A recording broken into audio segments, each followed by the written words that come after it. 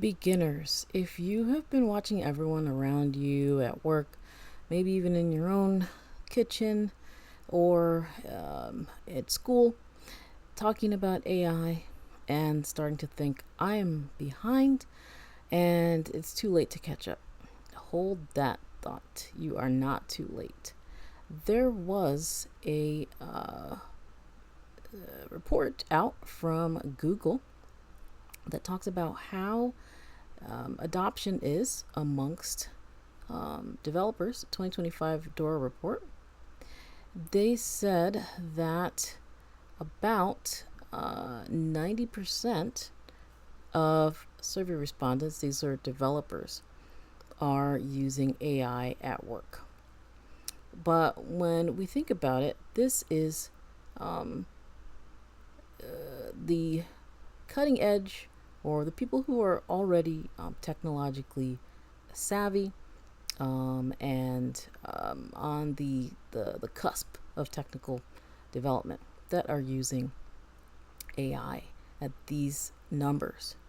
So there's also productivity here, that while 90% of survey respondents are using AI or report that they're using AI, it might even be greater than that because some people might have been embarrassed about using AI for development. That's a whole nother thing. That only about 80% believed that it was increasing their productivity. And only about 30%, this is last year, it's probably a little higher this year, were saying that they had, little trust. 30% said they had little trust in the AI code. So we're still getting there. Don't worry. There's another study that was done by Gartner, or some kind of analysis that they did, I should say. This was last year as well. They actually said that by the end of next year, they project that about 40% of AI agent projects will be canceled. So don't worry. Now, that's not to say that AI is getting canceled. That's just about 40% of projects where there's a lot of hype going on, there's a lot of churn going on. People are kind of randomly trying things and just seeing what sticks. So a lot of that is going to be gone. So there's not much need to panic if you feel you're missing out with a lot of this hype.